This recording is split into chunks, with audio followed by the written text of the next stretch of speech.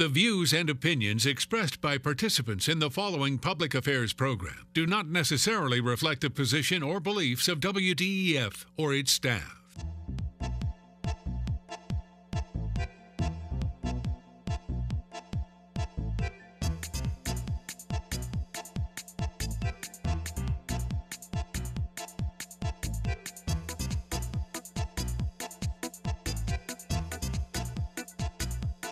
Since 1954, this is Point of View, the world record-holding public affairs program produced locally at WDEF News 12. Hi, I'm Mark West, and welcome to another edition of Point of View. Crony capitalism, what is it, and is it alive here in Chattanooga? Well, that's a topic we're going to talk about today with our guest, Helen Burns-Sharp, the founder of ATM. And so welcome, Helen. Glad to have you here with us. Thank you, Mark. Good to be here. Now, ATM, tell me what that stands for, and what does that organization do? Okay, it stands for Accountability for Taxpayer Money, and it's a public interest advocacy group who is interested in persuading our elected officials to adopt some policies and to make sound decisions relative to granting tax breaks. And also we've sort of gotten into the area of government transparency and open government. We think there are some improvements that can be made in that area as well. Wow, you've bitten an awful lot there with that organization, it sounds like. But you know, the subject matter of this segment is crony capitalism, and I know ATM kind of ties into that somehow, but if you could, define for our viewers what in your mind is crony capitalism.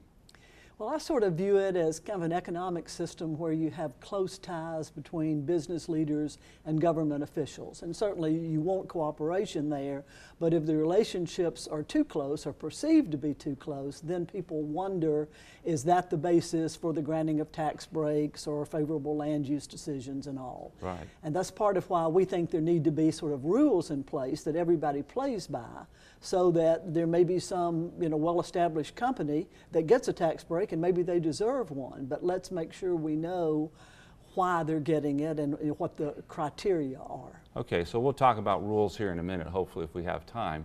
But when you talk about crony capitalism, you talk about ATM, I don't think you can probably not talk about a term we call pilots that has been in the news a lot here in Chattanooga area for the last several years. And I know you've been on the forefront of discussing with elected officials pilots. Now help our viewers understand, what is a pilot?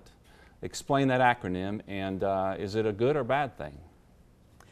The acronym PILOT has nothing to do with airplanes, but rather it stands for Payment in Lieu of Taxes. And it's the most popular tax break program in our area.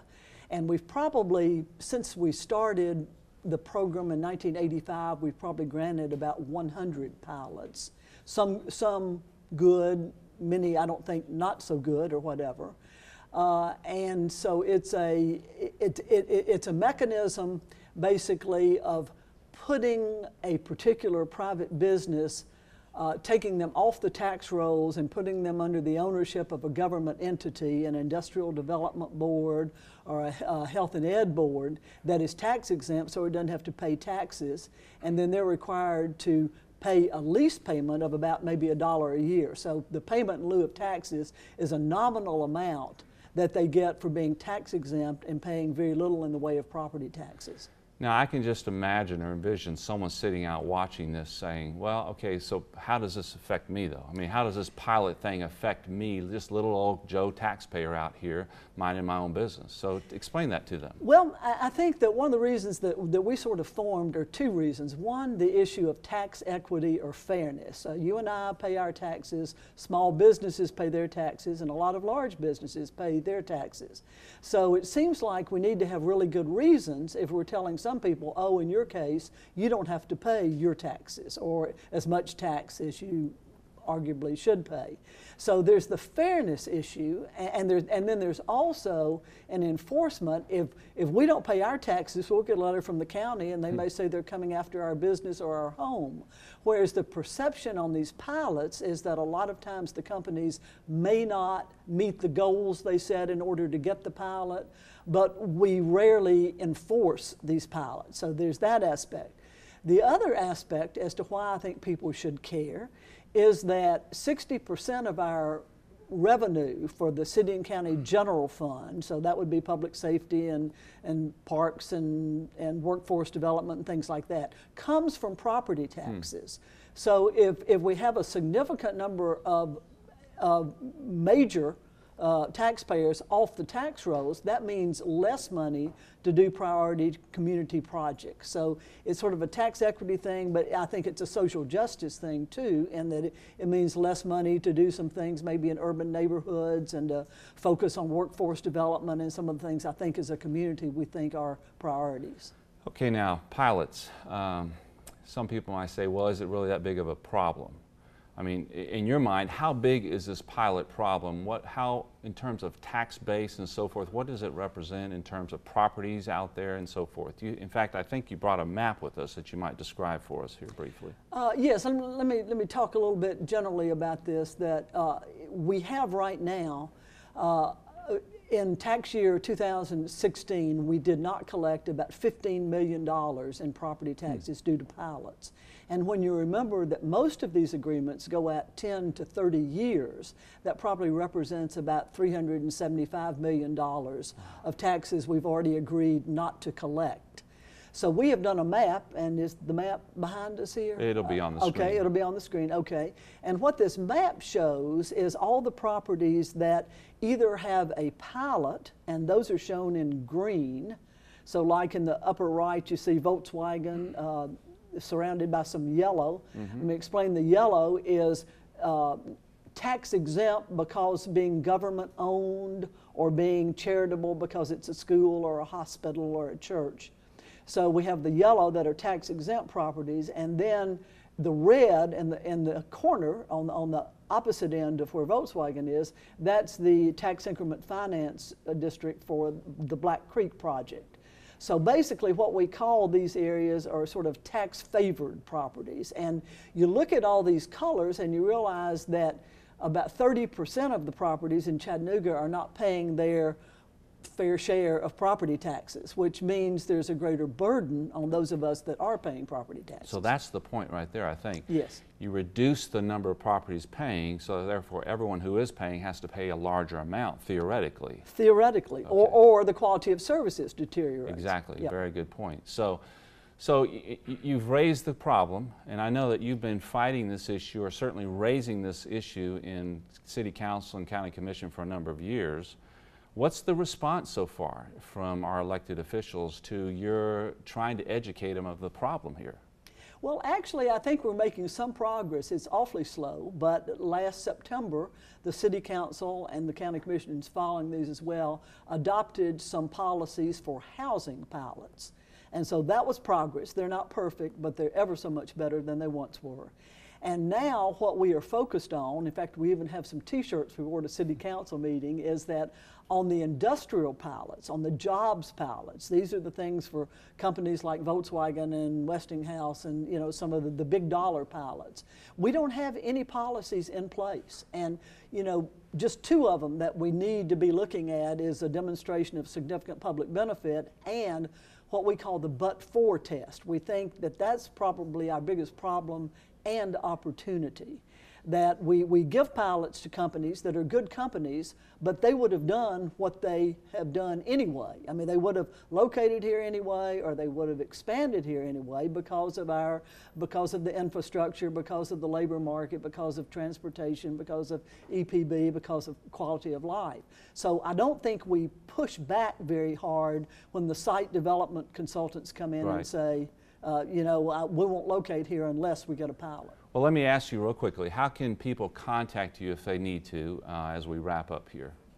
And the website is www.atmchat.com. And there is a comment form on there, and if you want to get on the mailing list and become involved, we'd be delighted. All right, well, Helen, thank you so much for being our guest here, and I hope, folks, that you will follow up with Helen, either directly on her website or send her an email and find out more information about this topic. Okay, so coming up next on the next Point of View segment, fitness, fathers, and their special day. Coming up next.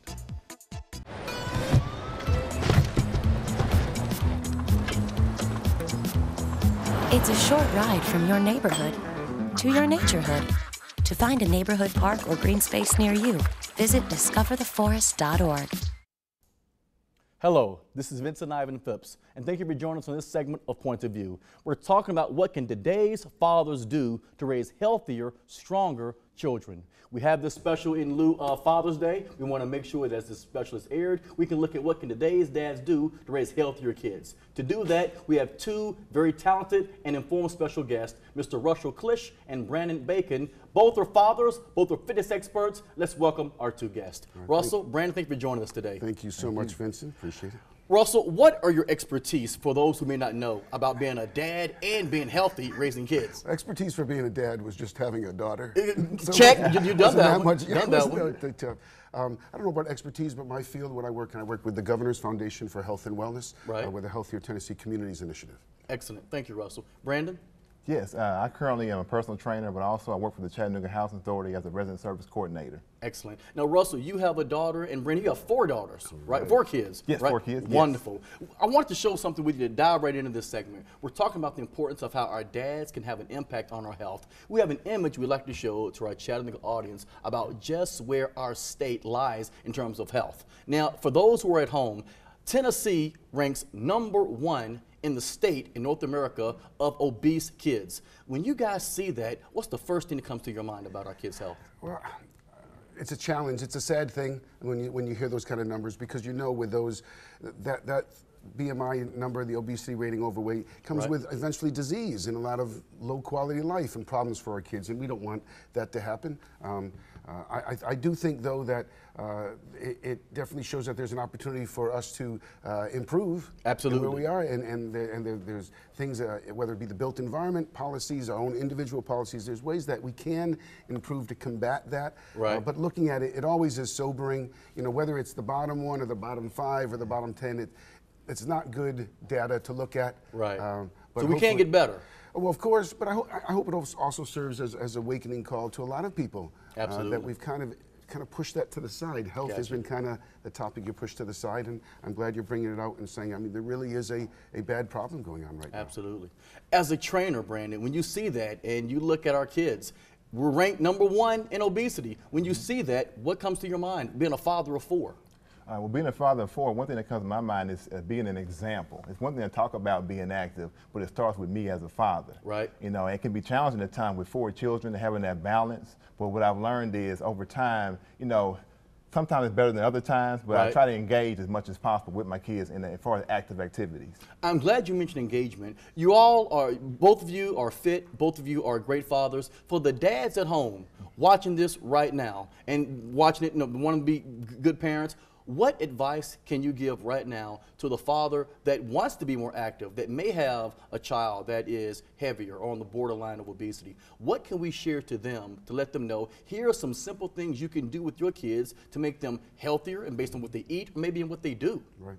Yeah, I think the biggest thing, what Brandon was talking about, of doing things with them. What's right. the best Don't exercise? say go play. Right. Go play right. with them. Of course. Gotcha. You know, if you want them to drink water with them. Right. You want them to eat fruits and vegetables. Gotcha. It's the same thing. So if I have a Coke and I say drink water, that's not the right message. I wouldn't be like that, bro. Good guy. But in today's world too, it seems to be that we want to have. There's a lot of people who are very busy.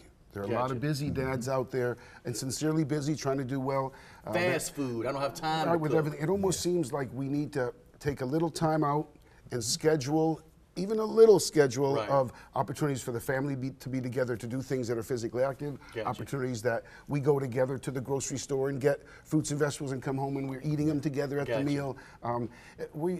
We're very busy lives. And it seems to be that we can do better just by simple scheduling, and it doesn't have to be exact. Right. But some level of scheduling that at least gives us an idea and puts the value of health a little higher. Right. Now, Russell, I know that you wrestled, and Brandon, you're a runner. What can we do to make sure our kids are active, not just what we tell them, but what we do with them? Well, I mean, as far as in regards to making sure that we're doing stuff with them, what can we do with our kids to make sure that they're active in what they eat or in what they do? All right, well, a good example in regards to nutrition is, earlier Russell mentioned about time. Right. But one thing that came to my mind is I actually bought a trio crock pot recently. Okay. And one common meal that we like to fix, it involves chicken, green beans, potatoes, and things of that nature. Gotcha. So I assigned my children Notice particular nothing tasks. was fried there, and no Twinkies, no hot wings, Exactly, actual right. food. Yes. Gotcha, okay. Yeah, so what I do, I get the chicken, I'll grill the chicken, I might have my Grilled daughter. chicken, okay. Yes. Okay. Yeah. Gotcha. No, and I have my son picking the green bean, one of them cutting up the potatoes, Gotcha. and we have a full-blown meal. Well, when do we come over, Russell? 'Cause Yeah, right, When do we exactly. come over? That's You know, I love to hear that because we do know we have a greater chance of success for long-termers when we're all involved in it, Absolutely. involved in the process and the preparation. And you know, there's so many studies that talks about the value of the family together doing whatever. Absolutely. So I love when you're talking about that, whether it be a little raised bed garden in the back, and everybody goes out to do a little things and going to pull something from it. For here, you were saying, okay, for the movement thing, I think one of the biggest things is we live in a beautiful, beautiful state. Right. Get on out there and get outdoors as often as possible. We have Outdoor so much, Magazine ranked us as #1 in the nation it of really outdoor is. activities. The hiking trails, we're doing better now building routes as far as for active transportation, taking us from our homes to the supermarkets, to work, to schools. Right. But it really is use this built environment that's out here, and it's free. Absolutely. Which is right up my price range. As dads were broke, right? We have another image we wanted to show our Chattanooga audience about just some of the ramifications in the event you have a child who is obese, how they can impact their lower back, how they can impact their joints, how they can impact their overall health, their blood pressure. As fathers, what are the things we need to be aware of that it's not just being an obese child or a heavier child? What are some of the financial or health concerns we need to be worried about our kids? Yeah, well, we know if kids are getting sick, unfortunately, it means you're going to the doctor more often, you're getting medicines, it's affecting the cost. You know, I would stress for dads out there, for anybody else listening, that I think we do better if we're stressing movement, eating better, and not as much the look, the aesthetic of somebody. Gotcha. We can carry a little extra weight and still be healthy and be doing things, and we can maybe not look a certain way and have a different behavior, a different outlook. So I think it's important that we're stressing to kids the value of movement. Gotcha. The value of eating better. Gotcha. And your body's going to get to whatever shape it's going to get to. Right. And we just want to be healthy people out there. Absolutely. And I think that's an important thing when you're talking about, you know, long term, how do you actually get them fitter and healthier? That there's a real open, honest dialogue on what we're trying to get to. Absolutely. We're not trying to get to skinny. We're trying to get to healthy. Absolutely. We want to get to healthy. We have about a minute left talking about how dads can be healthier or making sure we have healthier kids. Brandon, what are any of your closing thoughts in the last 45 or 30 seconds that we have about what can dads do to raise healthier kids? All right, what comes to my mind is one word: follow up. Gotcha. You know, of course, giving your kids instructions and things of what to do as far as working out, what to eat, but it's important as a father to follow up, make sure they do that, and hold them accountable. Absolutely. Accountability and follow-up. Yes. Russell, what can dads do to raise healthier kids? I would say have fun. Gotcha. If you're not having fun, it's going to get old to you at some time. Absolutely. Find the things you like to do, do it with them, but have fun. That's what it's all about. Wonderful. Brandon Bacon, Russell Klisch, thank you for this segment. This concludes our segment on how to raise healthier kids. What is the most important thing you can focus on in our future? Well, as of right now, I want you to know that according to this next veteran, their war on terrorism is not over. Find out why on our next segment of Point of View. We need a claim number? When I started taking care of Mom, I didn't realize the challenge of playing so many roles. But above all, I'm still her daughter. Visit aarp.org/caregiving. We're here to help. Hi, I'm your host, Maurice Lewis. Thank you very much for continuing to stay with us for this edition of Point of View. For some people, the war is not over, especially the war against terrorism. We have an interesting guest here now. He is a budding author. Book's not out yet, but we'll talk to him about why and what he did and how did he get here on this particular edition of Point of View. Actually, Precup is joining us as a guest co-host, and she came up with the idea that we should talk to this young veteran, Erwin Strand, about what it is that you did and why. First of all, thank you very much for being here with us today. Of course. What made this story so interesting for you? It's just a local combat veteran who has gone out of his way to do something for the greater good of another country, and I think it's amazing. What questions did it bring to mind for you when you heard about this gentleman? What were his largest obstacles in getting over there and getting back? What did his family think of this? Does he want to return? What are his next steps in life, maybe? So you see some of the kind of questions that you could have ahead of you. Maybe yes, maybe no. But let's Right. start with the first part. You are a U.S. Army veteran, Yes, I was. Military I am. military police. That's correct. Okay. So you're back in the States, and then you decide what? All of a sudden you're laying in bed and you have nothing else to do, and the light bulb comes over and says, I want to go and fight under a foreign flag? It was a little more than that. It was back in, I want to say, November of 2014, because I left in February 2015. You left where? From Nashville, where I was living at the time. Okay. And this all started because the terrorist cell known as ISIS right now, we call them Daesh over there, they started to pick up momentum. And of course, at that time, I think it was a couple years prior, the military had already pulled out of Iraq. And we felt that because of that pull, it created a vacuum, and that's how these guys were able to get out and do what they did. And the reason ISIS became so, I guess, important to a lot of veterans is because they gained that momentum so quickly, and they just pretty much just ran the country at that point, and they spread so much and so fast that we just couldn't believe that this was being allowed to take place. All right, so you got out with your life Right. from the U.S. military. Then you decide to go back and fight under whose flag? The Kurdish, Why? because I thought it'd be fun. Okay, so, you know, that does make you a little strange. You realize that, right? A little bit. Okay. Little bit. Okay, you know, that, Was it what you expected? Was it fun? It was, well, fun's probably not a good word. It was interesting.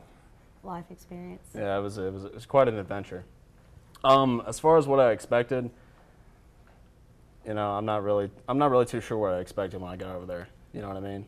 I knew that when I got over there, I probably wasn't going to be able to speak the language, and not really knowing where I need to go. And you know, because in the Army you have people, hey, you need to go here, man. You need to go here. You need to go talk to that guy. When you land in Iraq and you get stopped at security, they're like, hey, man, why are you here? I want to fight ISIS. And they're like, who? What? So there were no translators? There was no translators. There was no nothing like that. Pretty much just hand gestures the entire time. Hey, I'm an American. I want to go to the Peshmerga and fight with you guys. Okay. Come with well, us. you know, there are a lot of terms that could apply to this. In the old days, it could be described as a soldier of fortune, or as a mercenary. Right. Which applies for you? Let's go with minimum wage mercenary. Well, money's money. Money's money. And as a volunteer, we didn't get paid, but there was a time or two where we did collect some current or allowance for our services that we did for, you know, creature comforts and stuff like soda, candy, stuff like that. So we did acquire a paycheck or two, but not that much. So actually, when you first brought this story, I was thinking, why does a former U.S. military policeman, go back to a combat zone to fight? And you mentioned a book. Yes. He has a book that is due to be released in 2 weeks. Yes, hopefully. 2 weeks. It's called Cab Hunter. That's correct. We actually have a picture of the cover for everyone today to see, and this is the first time anyone will see it other than us here on the show behind the scenes. You want to tell us a little bit about it? Yeah, and start with, what is a cab hunter?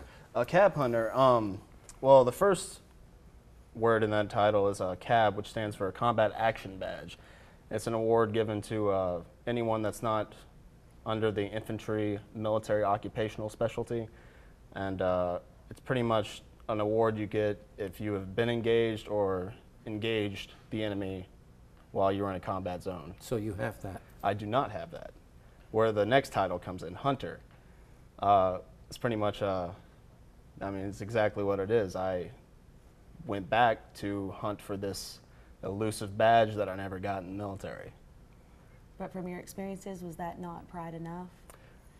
After I got back and after everything that I've been through, obviously I went back to get that cab, so to say. But once I got back and I did meet the criteria that the Army would need to be awarded that badge, I realized that, you know, it's not really about a little $5 piece of metal. You know, I learned way much more than I could have than I thought I could have in the last year. It's never about how much the metal cost. Right. It's all about what do you have to do to earn it. Exactly. So Thank you. now you go over there. Did you see combat while you were there? Briefly. Okay. Briefly. I was involved in one operation in Iraq with the Kurdish Peshmerga. We have less than a minute. Right. And one operation in Syria. I also bounced over to Syria with the Kurdish YPG. So I saw combat briefly. It wasn't much. It wasn't anything intense. I think my longest engagement was about 500 meters. So real quickly, you went over there with a U.S. passport. How are they looking at you now that you're back in the country? I haven't got anything in the mail yet, so. Oh, so. I didn't want to tell you who's waiting for you out in the They do know about you. Actually, we want to thank you so much for finding this interesting young man to bring to the show. You'll come back and join us for some other segments, I hope. Yes, of course, as long as you'll have me. Good luck to you. Thank you. All right. You never know what you're going to find on this particular program. For instance, next week, school's out, so now what are the young people eating? We'll discuss that and more on the next Point of View. Thank you very much for joining us. Closed captioning provided by the following. Funding for this program is brought to you by Barnett & Company, specializing in tax-efficient strategies for the preservation and distribution of family wealth, offering continuous investment management with a focus on long-term strategies. Areas of service include investment, estate, education, and retirement planning. Barnett & Company, the power of compound returns over time. More information can be found on the web at barnettandcompany.com.